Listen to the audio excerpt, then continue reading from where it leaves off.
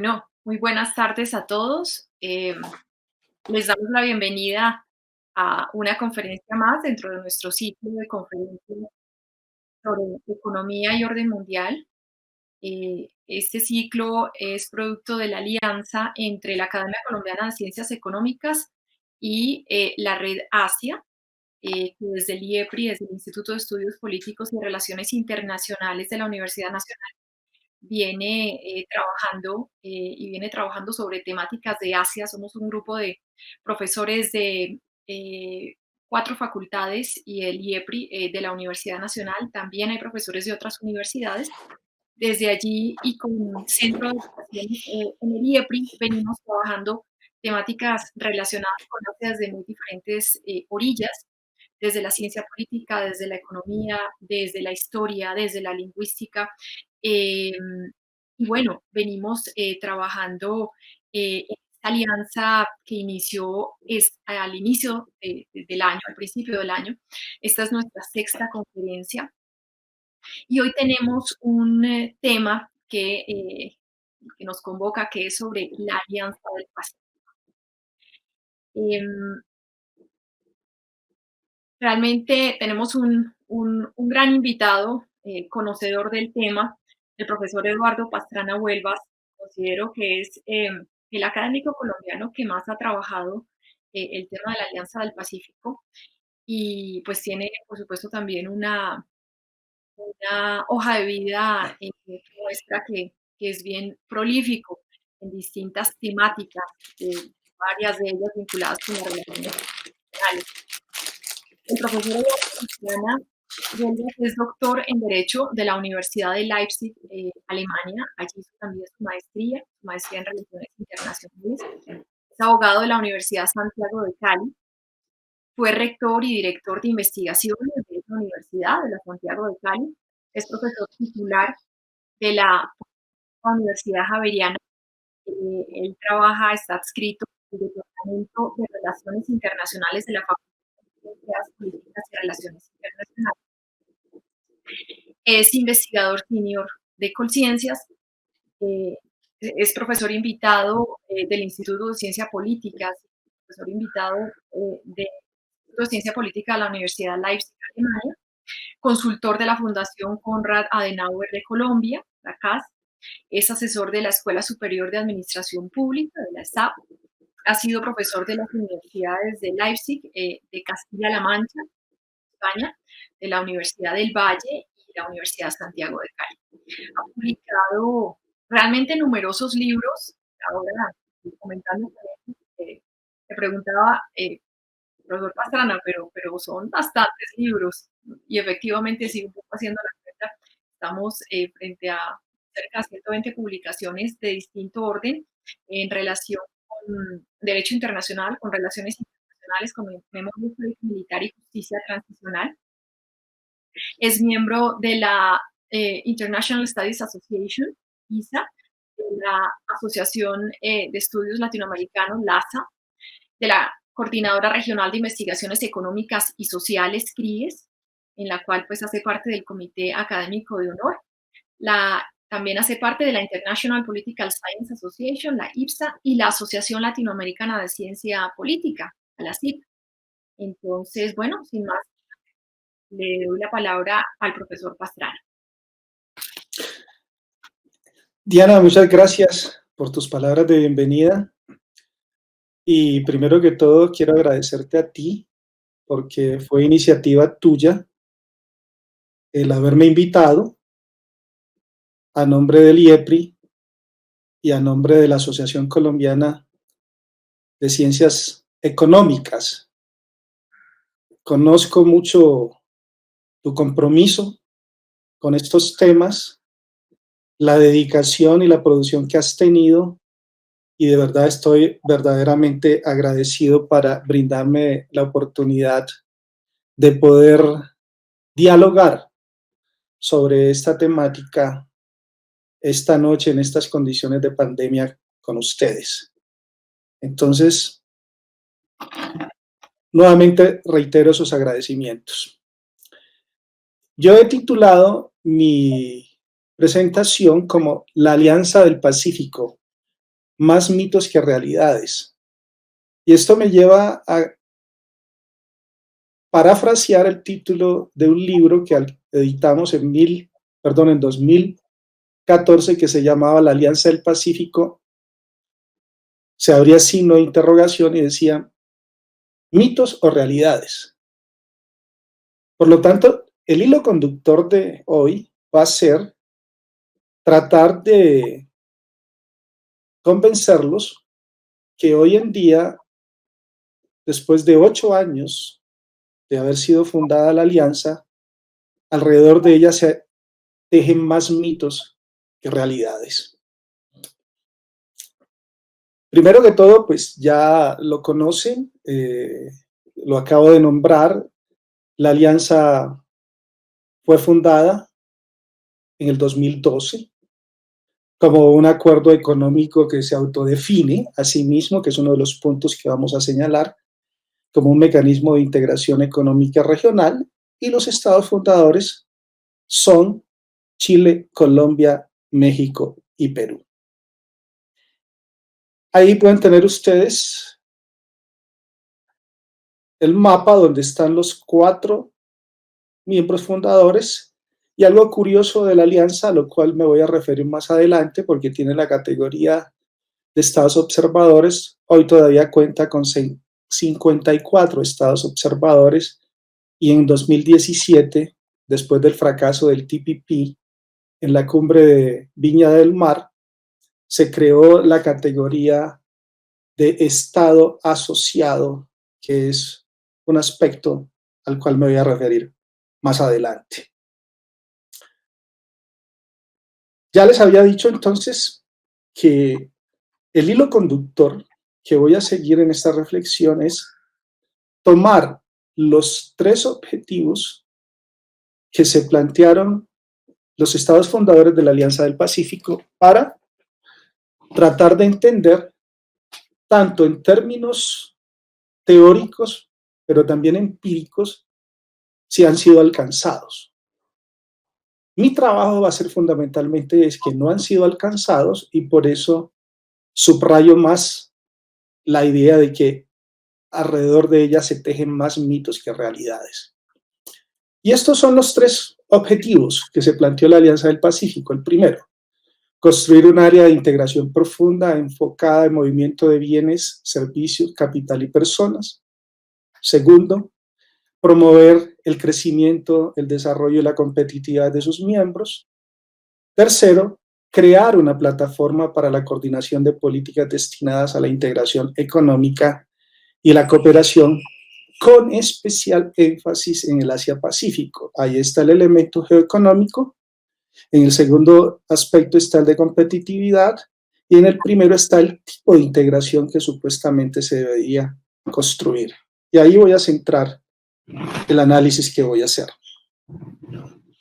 Les quiero decir, no los voy a cansar con reflexiones teóricas, eso se los dejo a mis colegas cuando tenemos coloquios, pero voy a introducir algunos conceptos sobre la primera parte, y la mayoría de las diapositivas que voy a presentar van a ser gráficas con datos empíricos para que ustedes tengan una idea de lo que estoy hablando y un poco sustentar lo que yo estoy afirmando.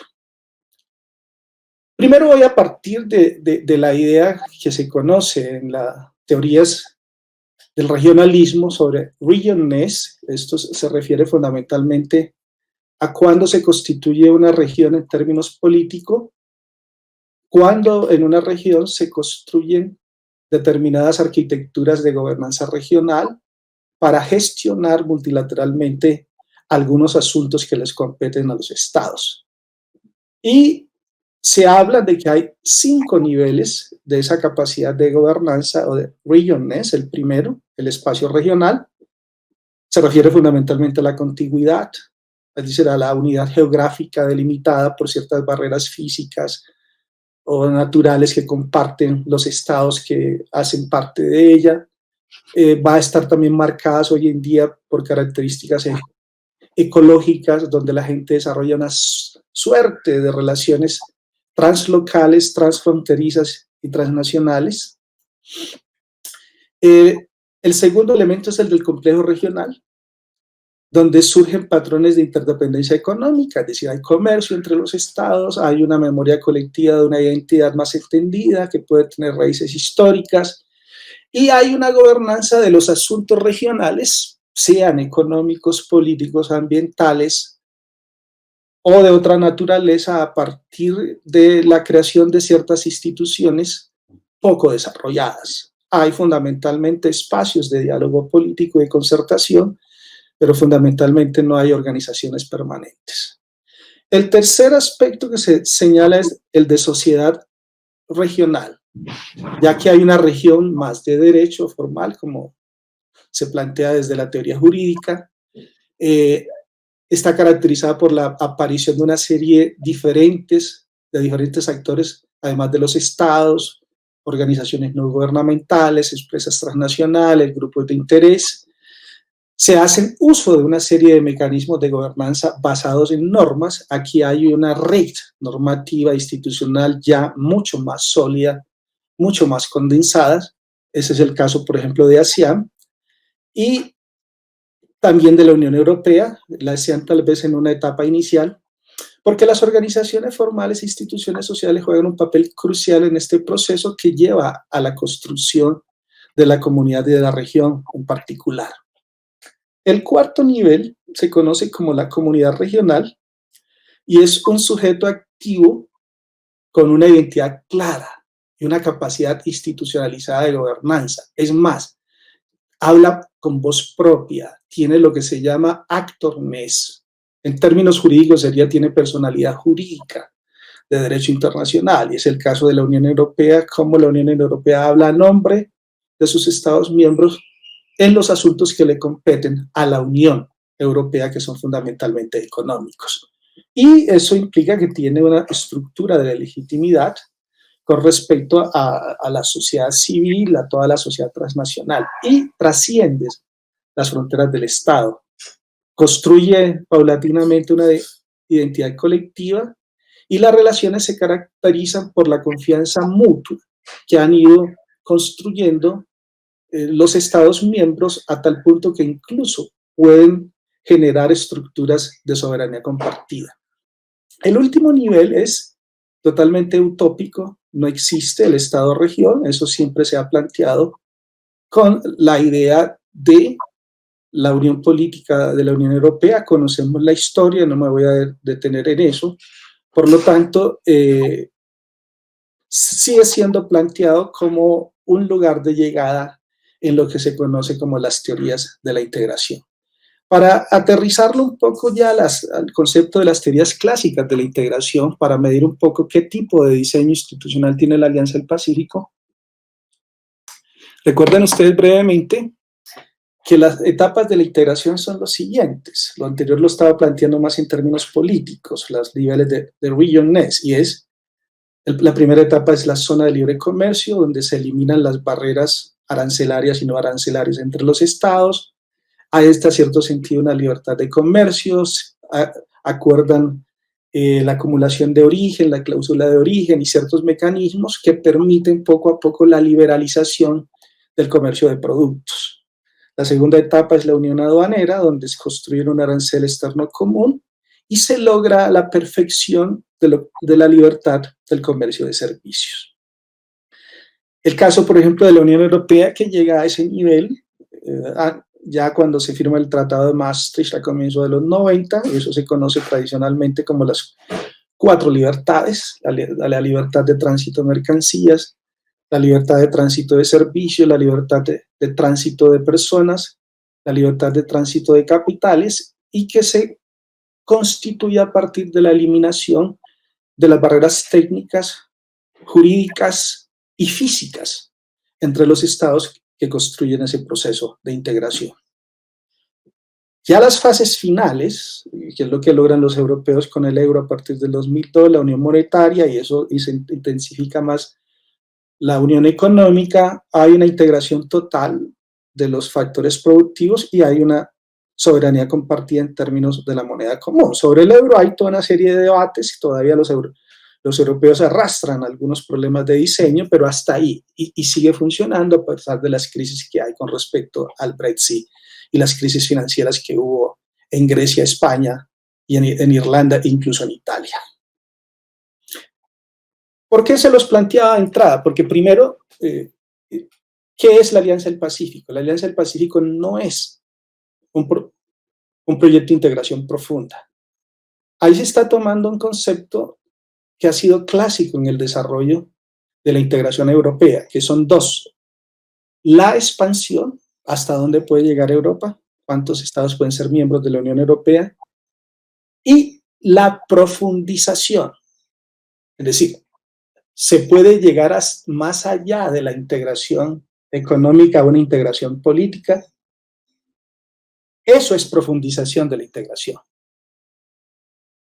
La Alianza del Pacífico solo cumple con el criterio de ser un complejo regional de gobernanza, porque tiene mecanismos institucionales muy precarios, muy iniciales, prima el intergubernamentalismo, no tiene órganos permanentes ni supranacionales, no hay transferencia de soberanía, no hay una integración profunda, por lo tanto, es un entrelazamiento entre 16 TLCs, porque la condición fundamental para ser parte de ella es que cada Estado miembro tenga un tratado de libre comercio con el candidato y el que quiere entrar. Es más, es una zona de libre comercio en etapa inicial, tal como lo establecen los criterios para poder aceptar una zona de libre comercio. No tiene las 4 libertades, por lo tanto no es un mercado común, es un espacio de promoción de negocios, es una unión de bolsas que se ha logrado, pero esto no significa libertad de tránsito de capitales. Y uno de los propósitos, pero en eso lo veremos más detalle, es que han pretendido construir cadenas regionales de valor, pero esto no es posible sin una institucionalidad estable y competencia clara para los órganos, porque eso implica también coordinación de políticas macroeconómicas. La AP carece de personalidad jurídica internacional, actores.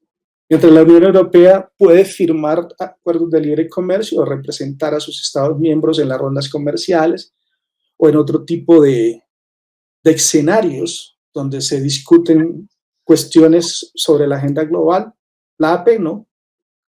Todo recae en la política exterior individualizada a través de un bilateralismo selectivo de los Estados miembros. Tiene una institucionalidad mínima, ¿sí?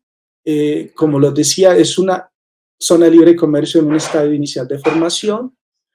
Es la expresión de un regionalismo minimalista o un regionalismo económico. Lo que ha buscado fundamentalmente es facilitar el comercio entre los diversos agentes económicos de los Estados miembros. Y en tal sentido, lo que ha venido profundizando es un bilateralismo selectivo, no la gestión multilateral y regional de las posiciones de los Estados miembros frente a estados de otras regiones o de la misma región, sino que se ha disfrazado más bien de un regionalismo.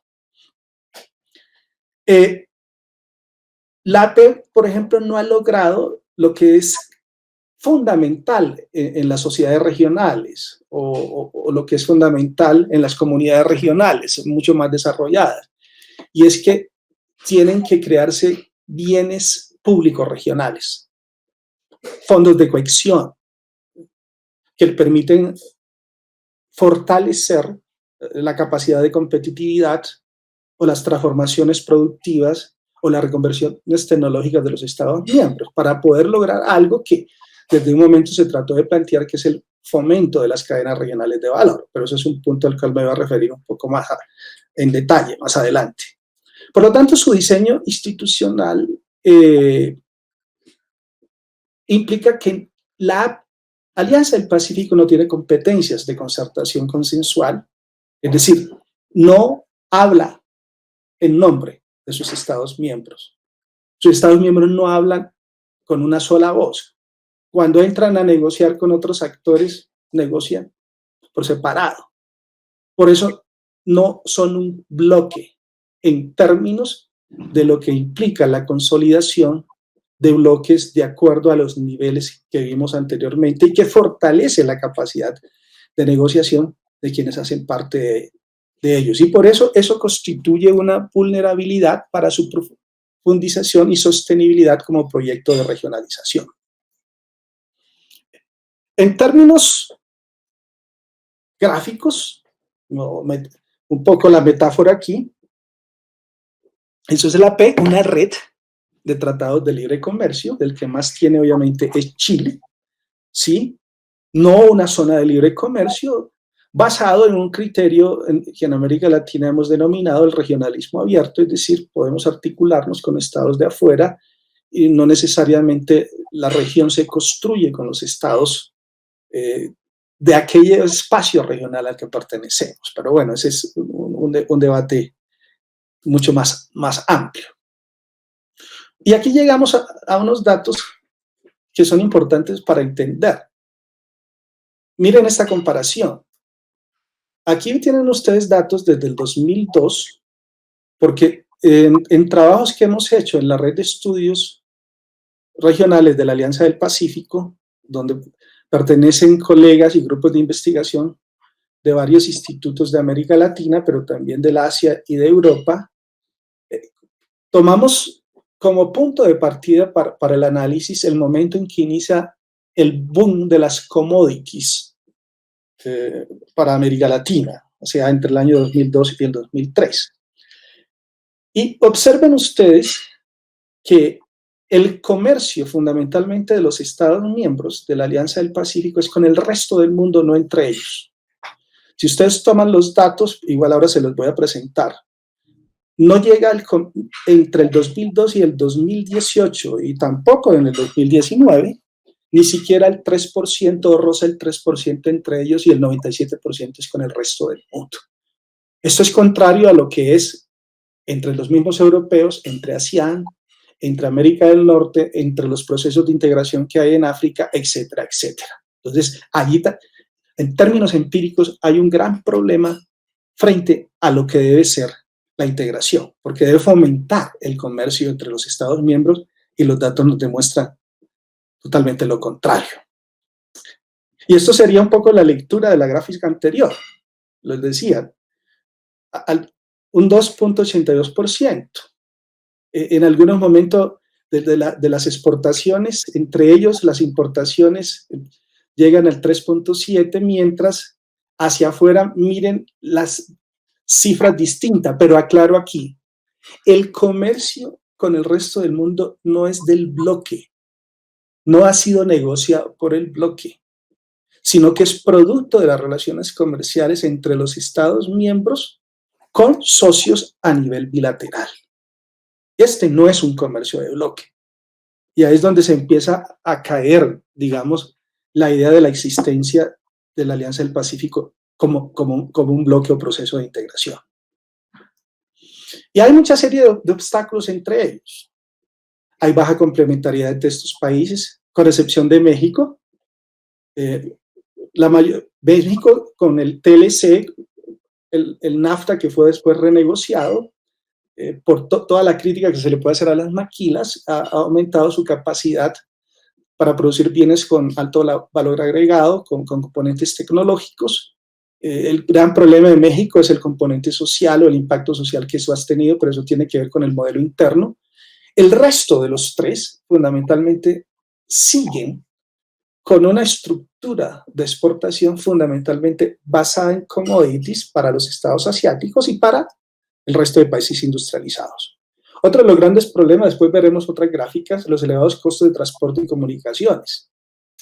Lo que uno puede observar en los análisis que hemos hecho y el seguimiento es que ellos han utilizado la Alianza del Pacífico como una plataforma para proyectarse como buenos partners de negocios, como responsables.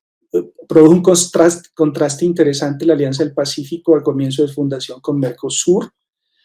Se diferenciaba entre estados que eran economías de mercado, que le apostaban al libre comercio, que eran democracias, mientras otros estados como los del Atlántico, Brasil, Argentina, Venezuela, estados totalmente con intervención de economías estatales, totalmente proteccionistas, etcétera, Con lo cual,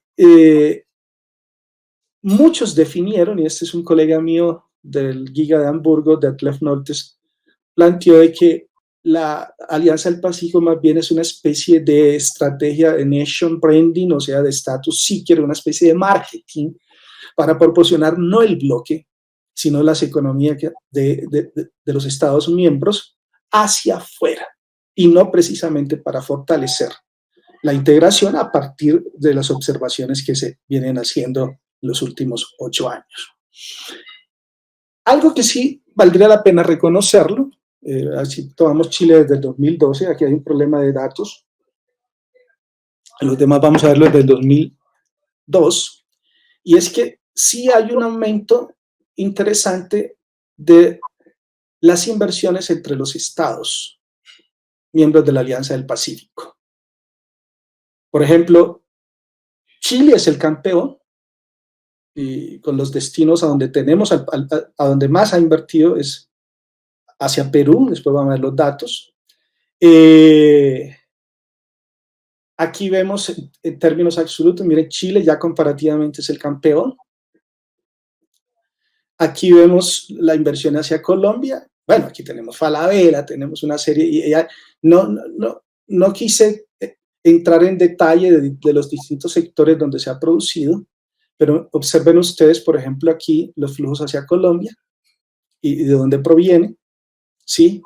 Los flujos hacia México, de Chile, Colombia, Perú, fundamentalmente son de Colombia, y esto tiene una explicación. Fundamentalmente, los productores y exportadores colombianos han estado más interesados en México desde el famoso G3, donde hizo parte alguna vez Venezuela, desde que México firmó el Tratado de Libre Comercio de América del Norte para tener cerca al mercado norteamericano. Y esa ha sido tradicionalmente la proximidad que nosotros hemos tenido en el Respicio Polo también económico a orientarnos hacia los Estados Unidos, no hacia el Asia-Pacífico.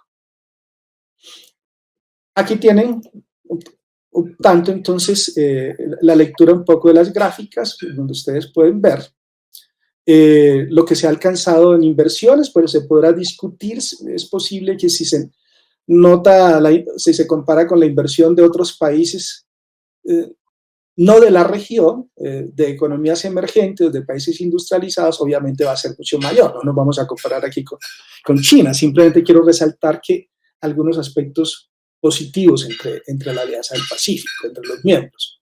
Y era lo que les señalaba. Están los datos de cuánto ha hecho Colombia, cuánto México, cuánto Chile, y el que menos ha invertido es Perú. Pero Perú es el que más ha recepcionado inversiones por parte de los Estados miembros, y tiene que ver un poco con ciertas condiciones internas de Perú que estuvieron ligadas también a aumentar la calidad de las exportaciones, que fundamentalmente iban para el Asia-Pacífico, sobre todo en el sector de metales. ¿Qué avances se le pueden reconocer a la Alianza del Pacífico? Bueno, se plantea que hay una plataforma de movilidad académica para otorgar becas. En términos relativos, en términos absolutos, yo soy un crítico de ello, porque más son las becas que recibe Colombia del DAD, que es la Agencia de Cooperación Alemana, que todas las becas que hay entre los Estados miembros de la Alianza del Pacífico. Y ni de qué hablar de las becas que se producen dentro de la misma Unión Europea con el programa Erasmus. Bueno, se creó una red de investigación científica en materia de cambio climático. Vamos a ver hasta cuándo sostiene, si no nos plegamos a la agenda negacionista de los republicanos y de Donald Trump, que el cambio climático no existe. Aquí está la eliminación de las visas, tanto de México para los colombianos y los peruanos, lo mismo del Perú. Sin embargo, con respecto hay muchas quejas. Siempre hay reacciones por parte de los mexicanos, sobre todo en contra de colombianos, y hay toda una serie de casos donde esto en la práctica no es como se plantea. Pero bueno, eso es una discusión que hay, y como la alianza no tiene órganos permanentes, no se le puede hacer seguimiento a este tipo de cosas. Y se han abierto, como están ahí los datos, algunas delegaciones diplomáticas, algunas oficinas consulares y de representación en varios países, con lo que se trató un poco de coaccionar la llamada identidad de bloque, que sigue siendo muy precaria. Y se ha intentado crear un acuerdo para el fondo de cooperación, pero con recursos muy exiguos. Uno de los puntos claves es que, bueno, desgravar, se llegó a un desgrave del 92%, pero hay un restante de un 8% gradual de sectores muy sensibles hasta el 2030. Vamos a ver si eso se continúa. Está el mercado integrado de las bolsas de América Latina, pero yo lo señalaba, esto no es una libertad de tránsito de capitales. Hay un fondo de infraestructura que tampoco es lo suficientemente fuerte para cubrir las necesidades del desarrollo de infraestructura que necesita cada uno de los estados. Y sí, lo que señalaba anteriormente, hay un incremento de las inversiones intra-alianza y se ha fomentado las ruedas de negocio conjuntas. Vamos al segundo objetivo: promover el crecimiento, el desarrollo y la competitividad de sus estados miembros. Vean, en teoría los bloques sirven para eso, para fortalecer la competitividad de sus miembros. Sin embargo, en América Latina, ni la Comunidad Andina de Naciones ni Mercosur lo han conseguido, pero tampoco la Alianza del Pacífico.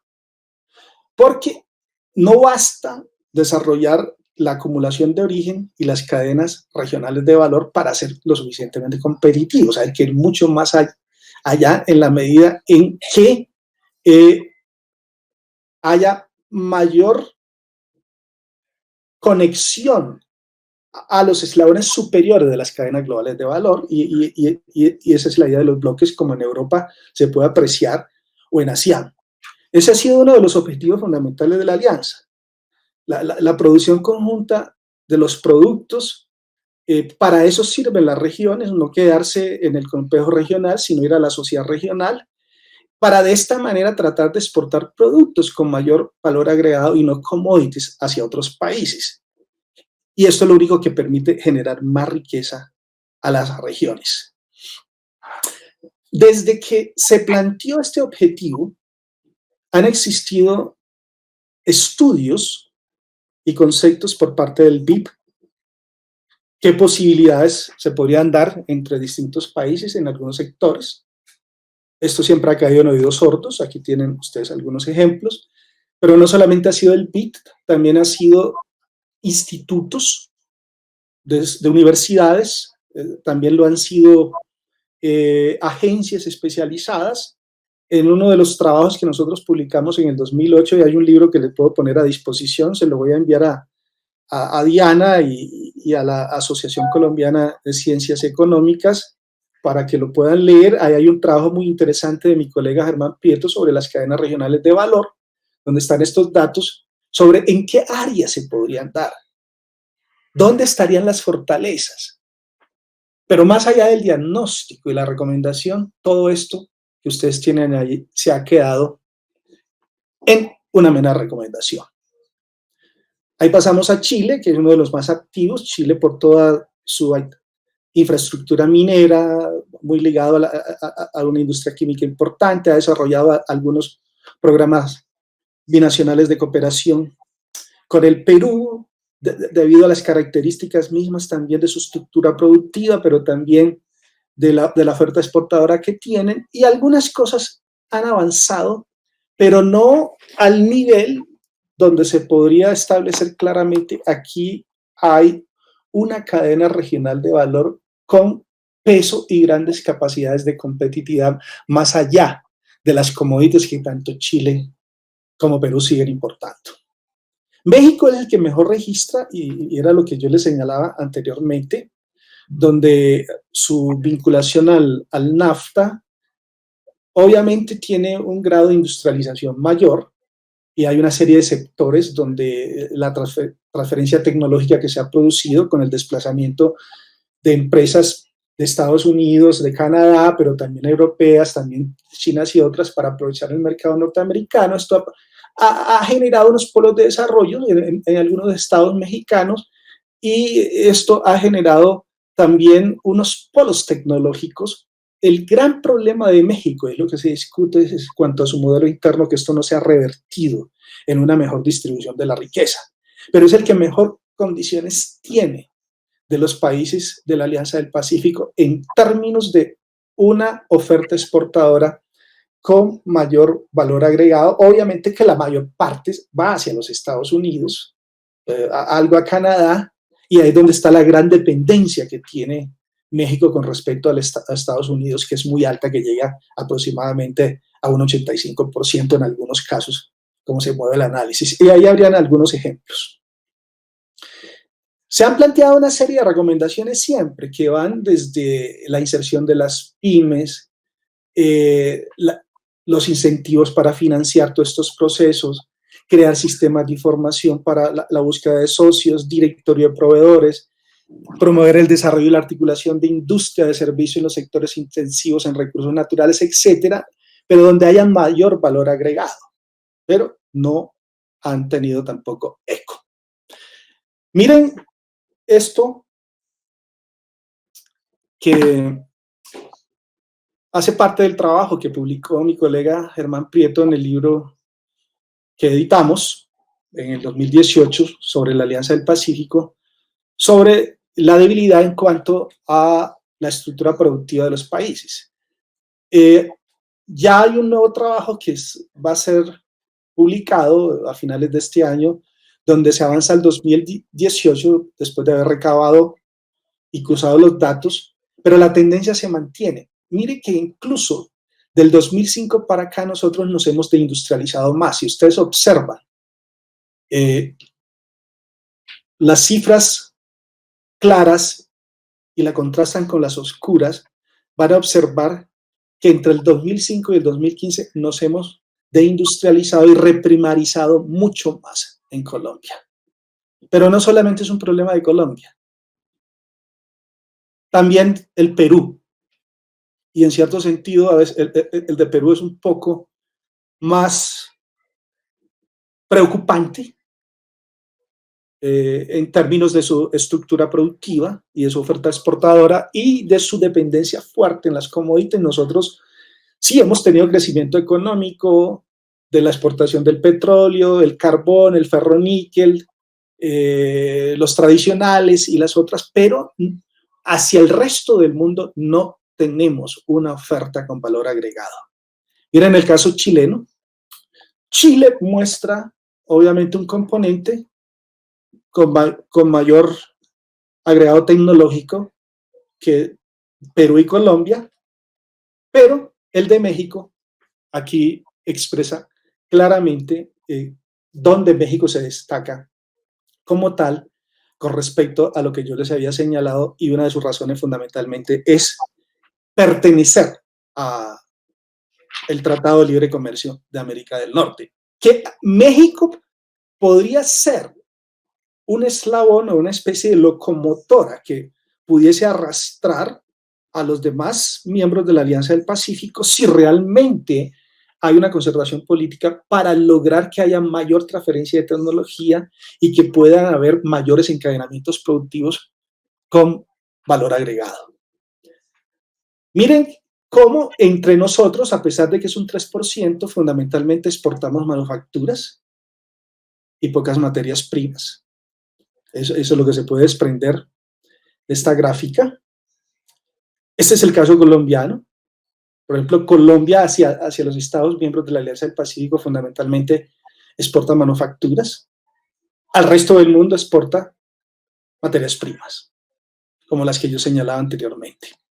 Y aquí viene el problema de la competitividad. Basándonos en los 12 indicadores del Foro Económico Mundial, que acaba de cambiar su metodología, ya es de 1 a 100, de 0 a 100. Miren los dos indicadores y vamos a encontrar que el que mejor registra es Chile.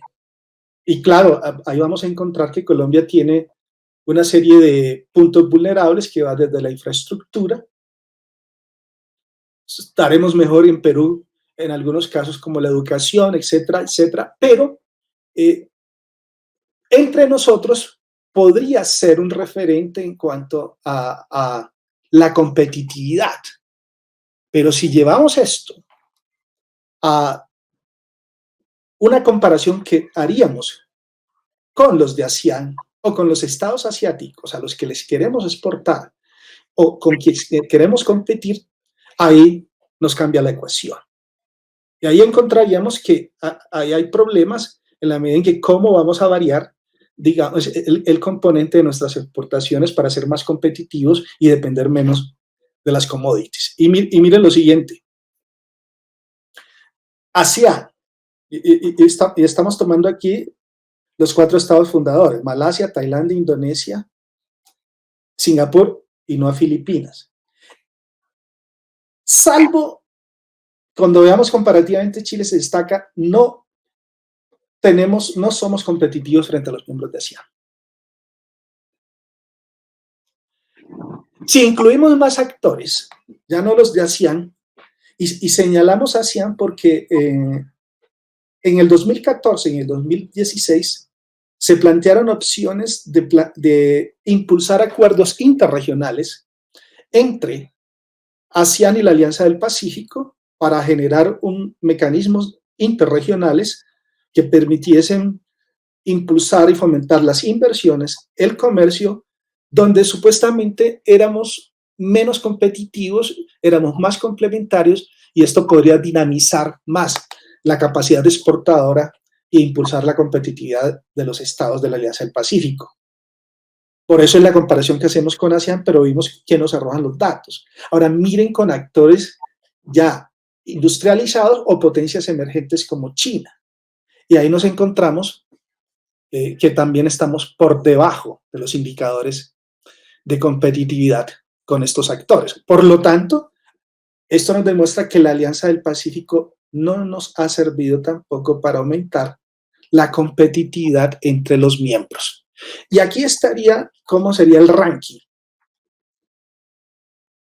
Chile destaca, y por lo menos Chile está por encima de Tailandia y de Indonesia, pero en términos generales, los demás estamos en un promedio frente a un grado de competitividad muy por debajo de los demás estados de ASEAN y del Asia-Pacífico, incluyendo, como señalaba anteriormente, las potencias emergentes y las naciones industrializadas.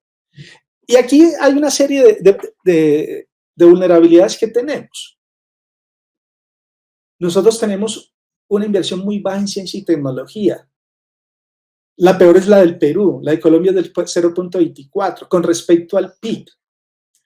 Claro, no nos podemos comparar con Alemania, lo que es el PIB alemán, pero por ejemplo, una de las cuestiones comparativas que llama la atención es que Corea del Sur y Colombia tenía un PIB superior al de Corea en 1965. Hoy el de Corea es muy superior, pero mire, uno de los grandes éxitos de Corea en toda la política de industrialización que tuvo desde los 70 ha sido la inversión en ciencia y tecnología, inversión y desarrollo. Y aquí está uno de los talones de Aquiles que afecta fuertemente nuestra competitividad y sobre todo nuestra innovación. De infraestructura, hemos invertido, pero en Colombia tenemos un atraso de 20 años. Hemos tratado de suplir ese atraso. Se han invertido, pero de todas maneras hacia el año 2025 se necesitaría, y uno de los atrasos más precarios en la infraestructura que nosotros tenemos es hacia la costa pacífica. Apenas vamos a inaugurar el túnel de la línea, la doble carretera hacia Buenaventura, la inserción, la capacidad de carga y descarga del puerto de Buenaventura, su sedimentación, etcétera, etcétera. Y eso nos plantea toda una serie de problemas y datos donde yo no quiero entrar. Y por lo menos para tener una capacidad competitiva, un Estado tendría que invertir por lo menos el 5% de su PIB en infraestructura y lo debería sostener en 2 décadas aproximadamente. Por lo tanto, hay una serie de tareas pendientes. La necesidad de construir las cadenas regionales de valor, Eso requiere estímulos del Estado, como se ha dado en el sudeste asiático, la formación de capital humano, aumentar la inversión en investigación y desarrollo, la generación de políticas industriales coordinadas, y esto es solamente posible con órganos permanentes y conjuntos, líneas de créditos blandos para la reconversión tecnológica, la conformación de alianzas públicas y privadas, donde entra el sector privado, las universidades, los institutos de investigación, el Estado, etcétera. Eso funciona en muchas partes. Involucrar a todos los sectores de la producción y proteger a algunos sectores que tengan la posibilidad de transformar sus estructuras productivas. Y ese sería el último objetivo. ¿Recuerdan ustedes? Decía, convertirse en una plataforma de articulación política, integración económico y comercial con proyección al mundo, especialmente a Asia-Pacífica.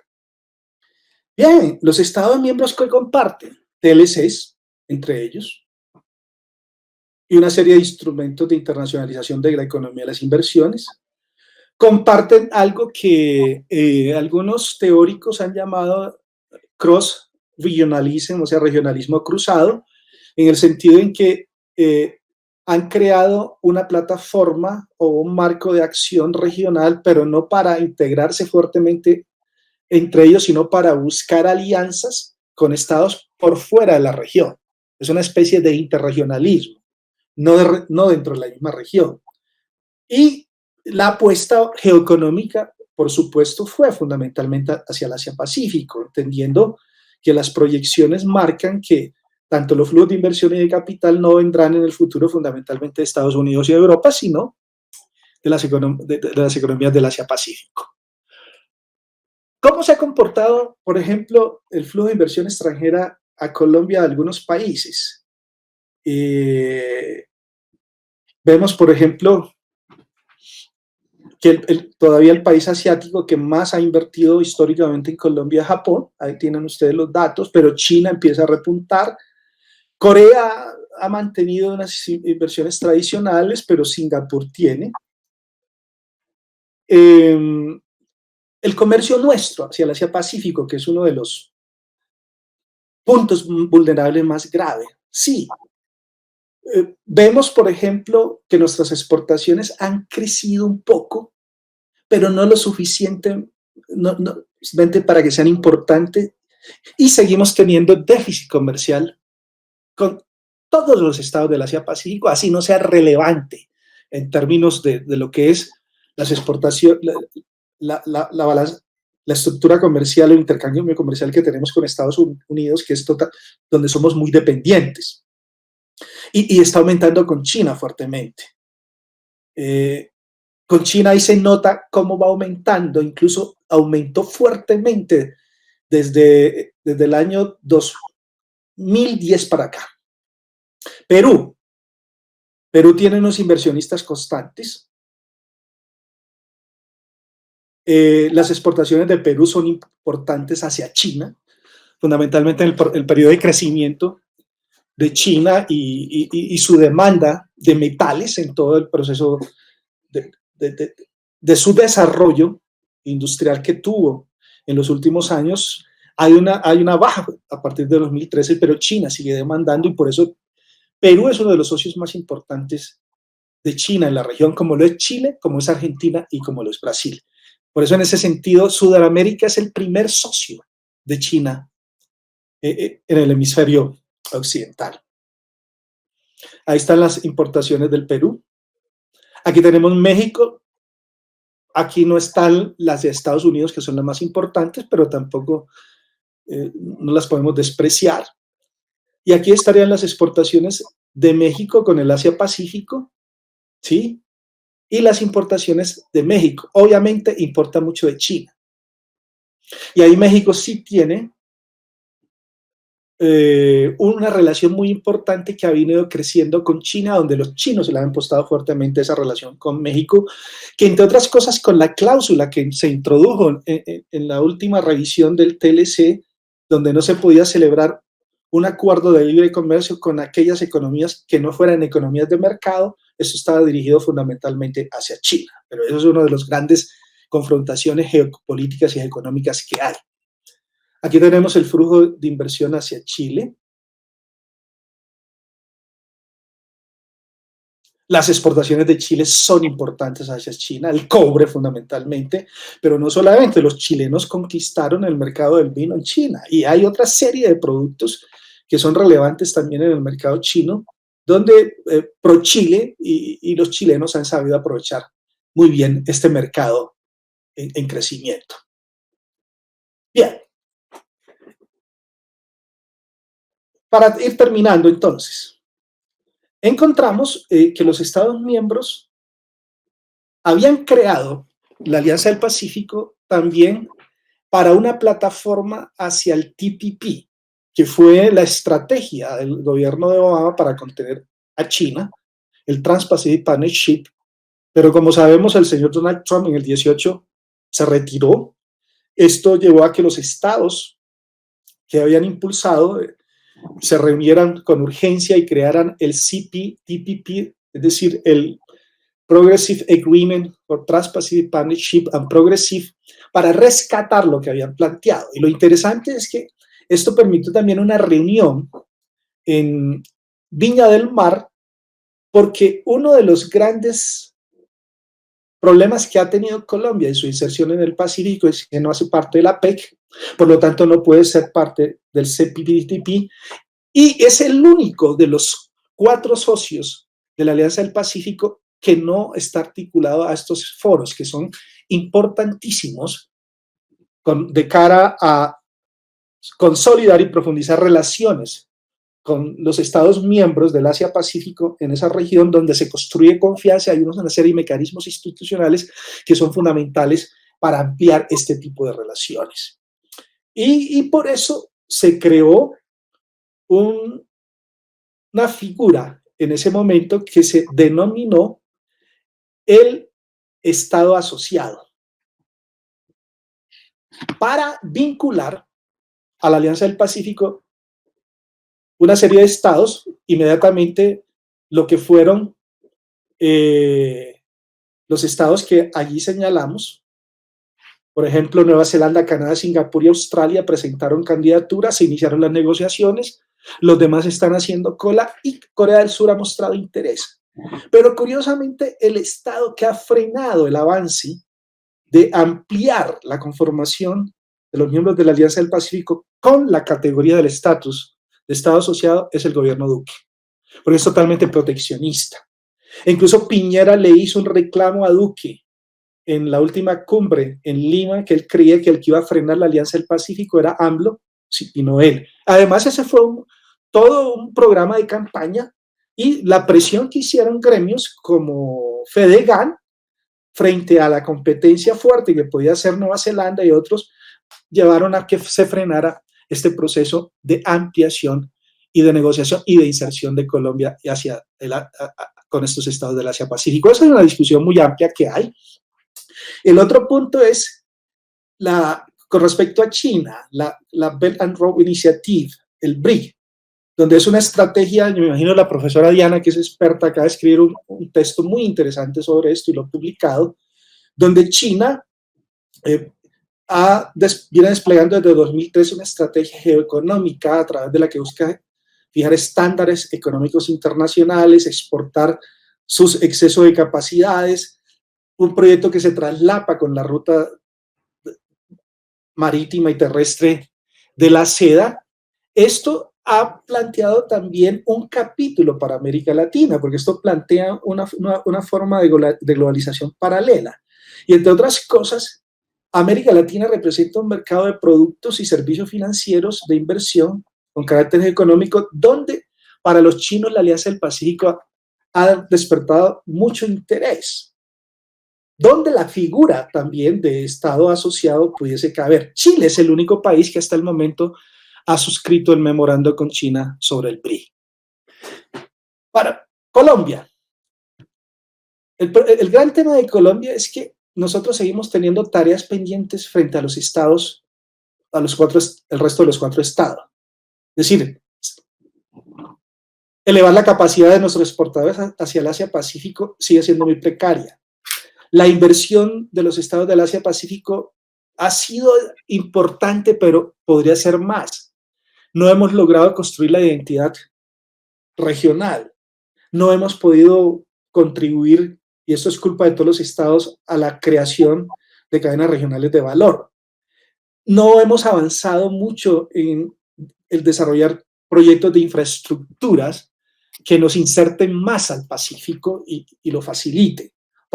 La ampliación de la presencia diplomática de Colombia en el Asia-Pacífico ha mejorado y mejoró, pero no es la suficiente, porque entre otras cosas, una de las razones por las cuales no pudimos entrar a APEC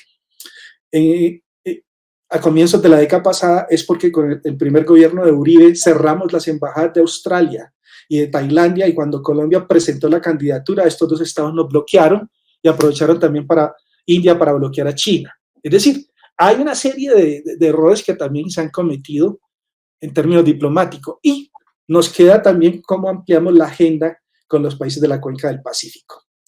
Aquí está la gráfica, entonces miren ustedes cómo se mueve la economía mundial hacia el Asia-Pacífico, donde Colombia, a pesar de que es miembro de la Alianza del Pacífico, no es miembro ni del CPTPP ni de la PEC.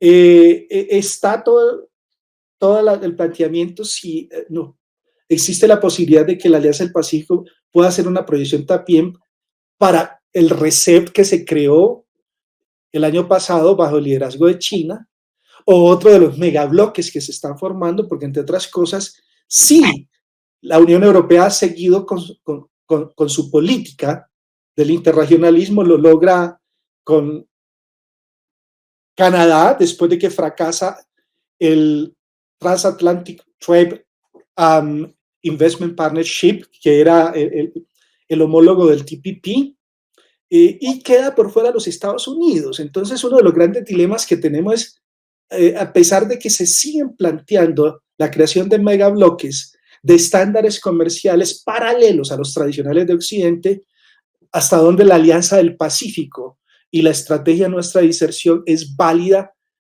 y puede ser efectiva hacia esa zona del mundo.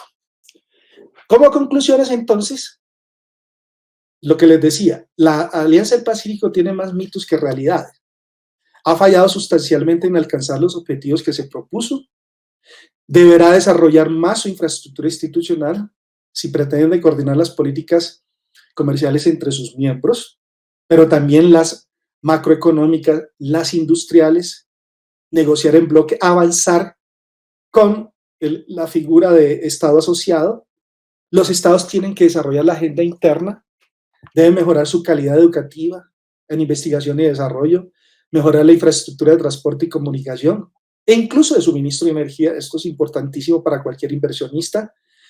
Ahí está la tarea pendiente de las cadenas regionales de valor, si no, no somos competitivos. Porque, entre otras cosas, que era lo relacionado al esquema anterior, la Alianza del Pacífico está inmersa o en la mitad de las luchas políticas y económicas que envuelven el Asia-Pacífico y América Latina, en esa confrontación que ya se agudiza y va a continuar entre los Estados Unidos y China por la supremacía en ambas regiones. Y ahí está el componente geopolítico. Muchas gracias. Bien, muchas gracias. ¿Se escucha? Sí. Muchas gracias a todos muchas gracias al profesor Eduardo por tan interesante intervención. Yo creo que esto da muchas luces y da muchas luces tanto para economistas como para distintas disciplinas acerca de cuál es la situación de nuestro país en un contexto como específico como es la Alianza del Pacífico, pero a su vez en ese relacionamiento con los vecinos, en ese relacionamiento con la cuenca del Pacífico, con lo que se denomina el Asia-Pacífico, y en esencia evidencia de manera ejemplarizante la realidad de la situación de Colombia, tanto en materia de su situación doméstica como hacia afuera en materia de política exterior. Creo que la Alianza del Pacífico, como nos lo ha mostrado el profesor Eduardo Pastrana, es ejemplarizante para dar cuenta de, entre otros, de una ausencia de política exterior, de una falta de articulación de nuestra propia dinámica económica interna y de vínculo con otras economías. Entonces, profesor, muy interesante. Creo que dio muchísimos elementos. Es un escenario variopinto. Yo quiero hacer, digamos, un breve comentario antes de dar paso a preguntas, porque suscita la reflexión acerca de, bueno, ¿y dónde está Colombia entonces en materia de política exterior, de política económica? Y evidentemente, cuando uno hace una mirada al pasado, eh, necesariamente este leitmotiv, esta recurrencia que ha sido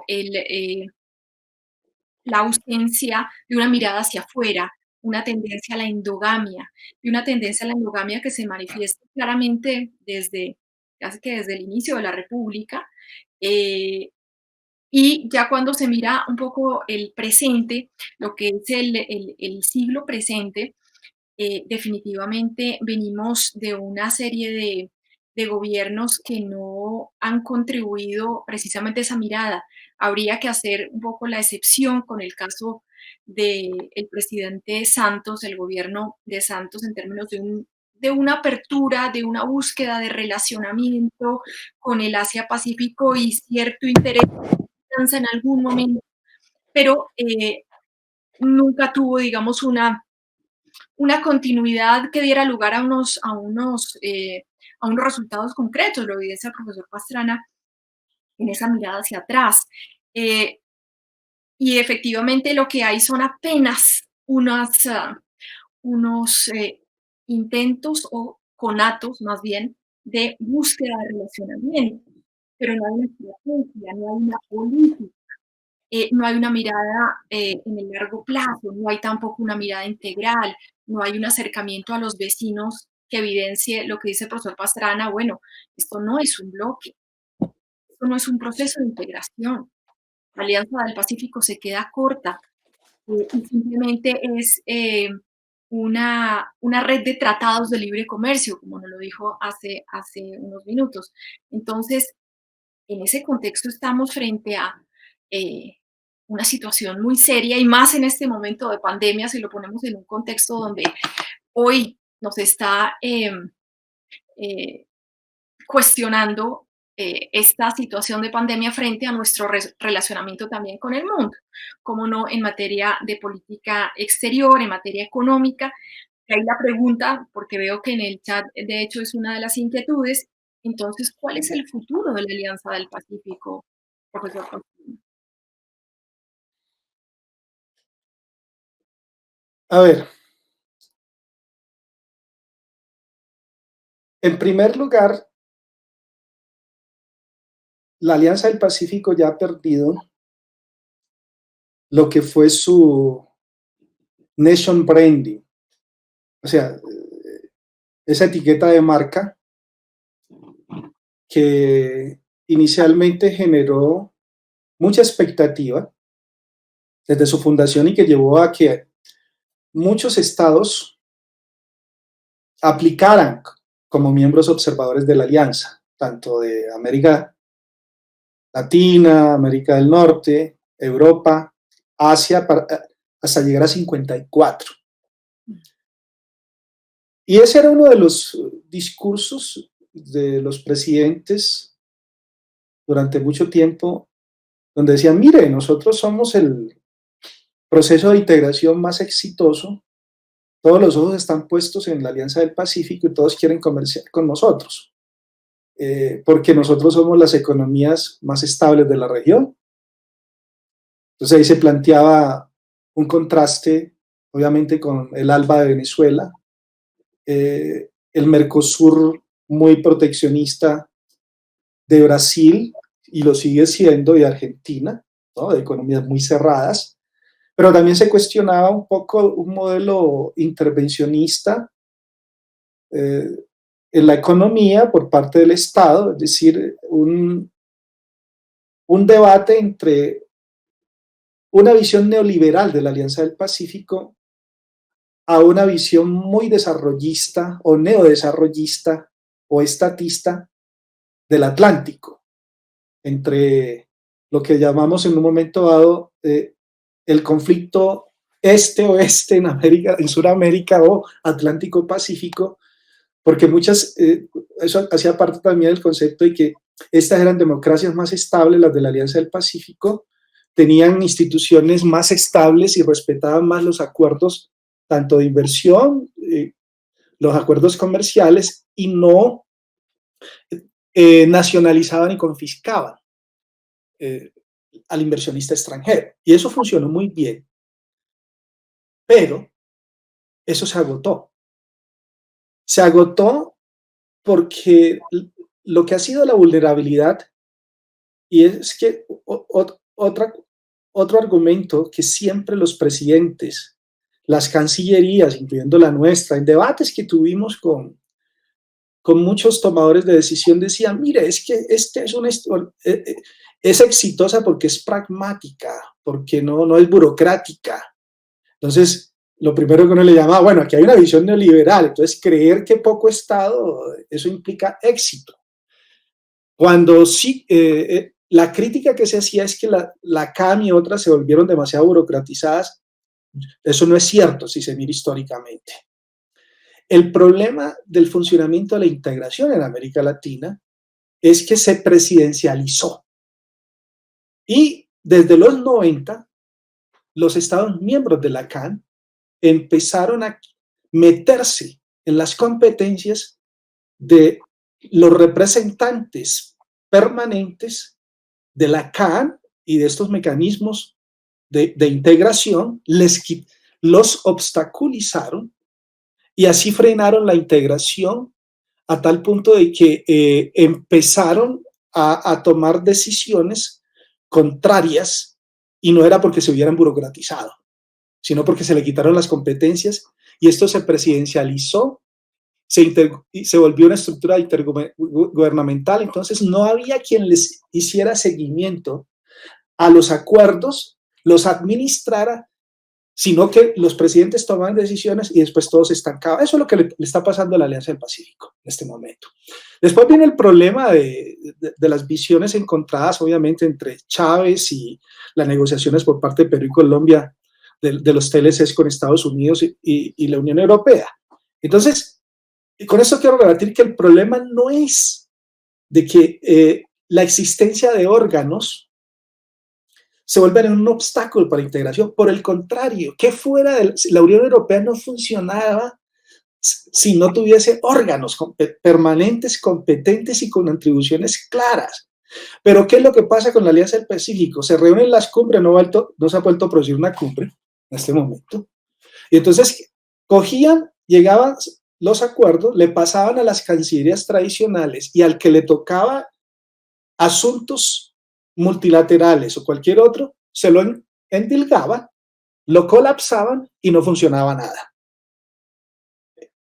Es lo primero que tiene que hacer. Si la Alianza del Pacífico quiere sobrevivir, tiene que rediseñar su estructura institucional para que tenga más dientes, para que tenga más competencias y más capacidades de decisión, es uno. Dos, de representación, de hablar en una sola voz. Ahí tienen los estados que cambiar esa visión de bilateralismo selectivo. Y tres, tienen que dotarla de mecanismos para que avancen la estructura de estados asociados y tienen que crear bienes públicos regionales para aumentar la competitividad. Si no, la agenda que tienen para 2030 se va a desvanecer y la Alianza del Pacífico le ocurrirá lo que le ha ocurrido a otras organizaciones de regionalización e integración de América Latina, se volverá zombie.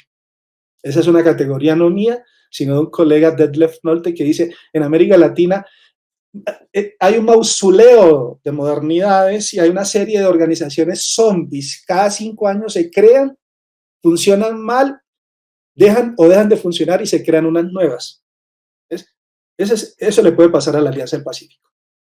Bien, bueno, muchas gracias. Hay una pregunta que hacen uno de los escuchas, y es, ¿por qué Colombia prefiere los lazos comerciales con Estados Unidos?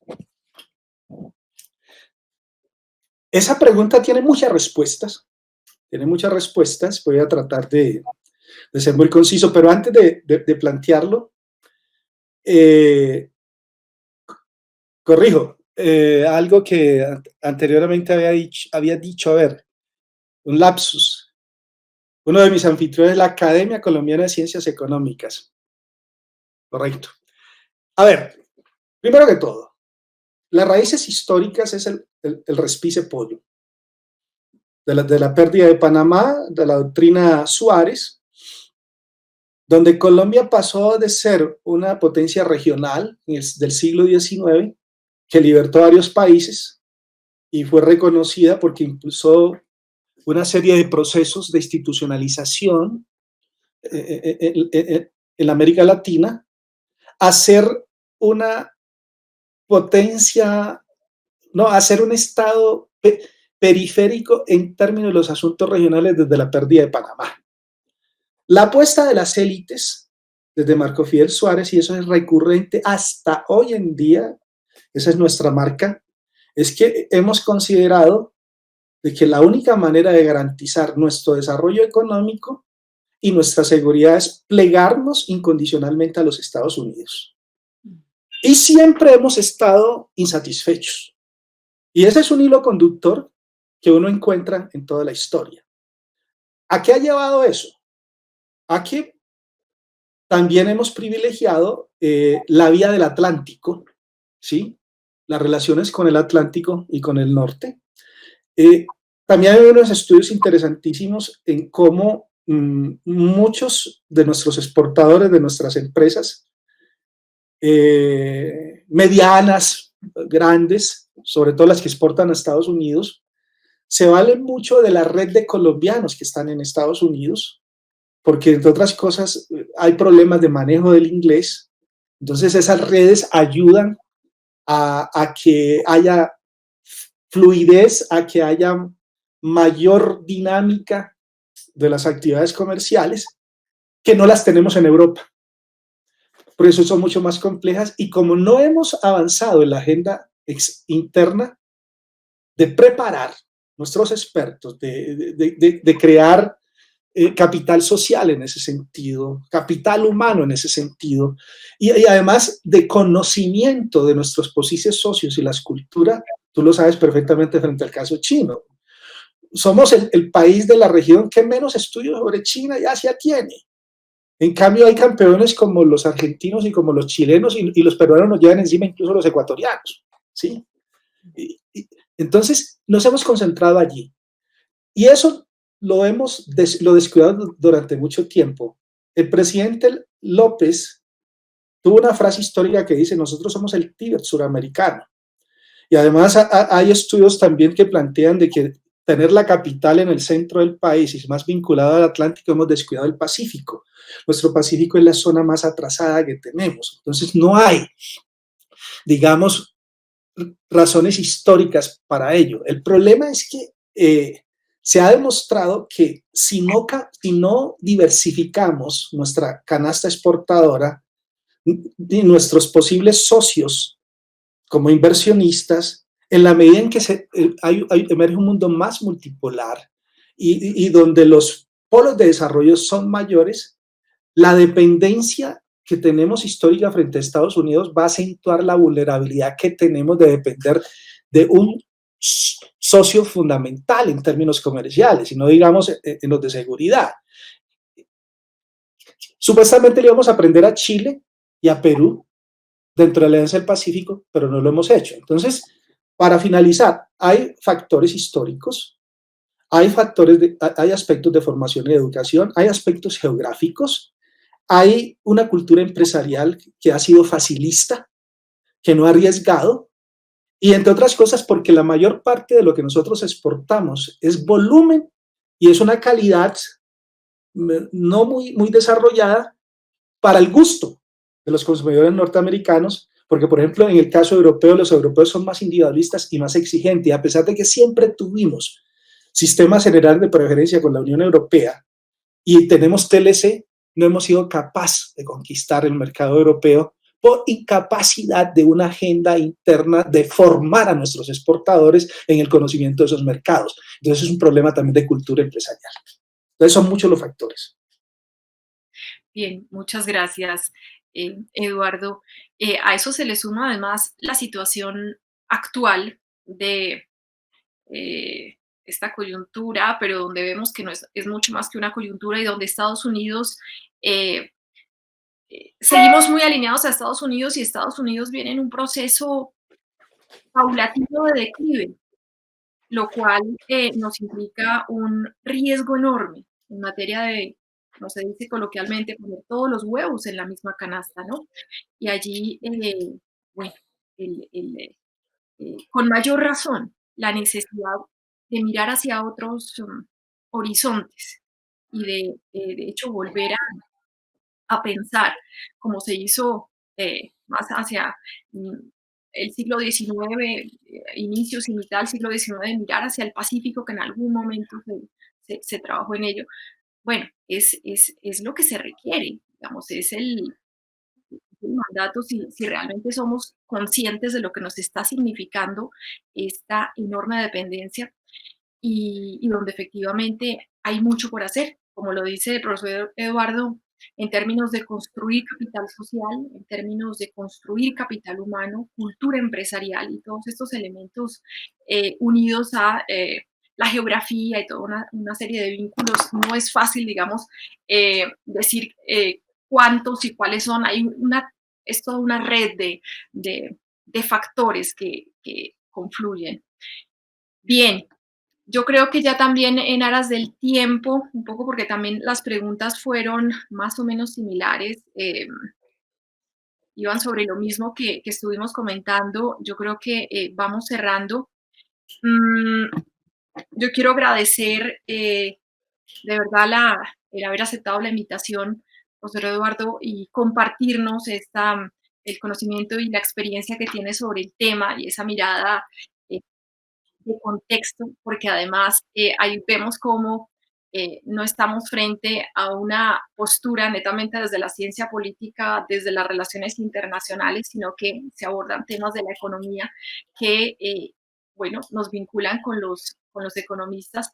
Creo que es una muy buena muestra de cuánto tenemos que trabajar de manera interdisciplinaria y yo quiero también agradecer a la Academia Colombiana de Ciencias Económicas por haber propiciado este espacio de diálogo y de ilustración, sobre todo, frente a la realidad que representa la Alianza del Pacífico para Colombia.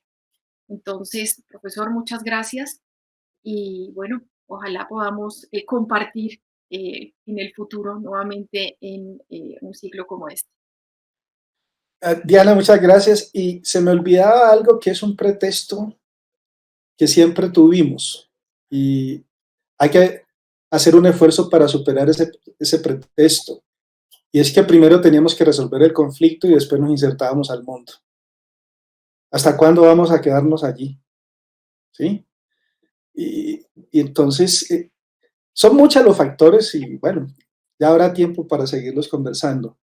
Te agradezco mucho a ti por el espacio, por la posibilidad de dialogar sobre esta temática que tiene muchas aristas y que es muy rica y está abierta para una discusión muy amplia. Hoy lo que quise tratar fue dar una serie de pinceladas muy provocadoras, pero también para poder estimular un debate que no se cierra, ¿sí? Y bueno, gracias al IEPRI, gracias a la Academia Colombiana de Ciencias Económicas, a quienes tuvieron la valentía y hicieron el esfuerzo a estas horas del día para conectarse en esta reflexión y bueno, muchas gracias. Hasta una próxima oportunidad. Te agradecemos mucho. Y para cerrar, un poco conectando con lo que decía Eduardo, porque claro, se quedan muchos temas entre el tintero, pero el tema de la paz, el hecho de que durante el gobierno de Santos se hubiera trabajado en el proceso de paz significó una oportunidad única en el exterior. Y creo que hay mucho que hacer, mucho que pensar para el futuro. Bien, muchísimas gracias a todos y nos vemos el próximo 23 de julio, que es nuestra siguiente conferencia. Es sobre las relaciones económicas de China y América Latina 2001-2018, a cargo del profesor Alcides Gómez, secretario general de la Academia Colombiana de Ciencias Económicas. Entonces, están muy invitados. Es la próxima semana, 23 de julio, a las 6 de la tarde. Bien, nos vemos entonces. Feliz noche para todos.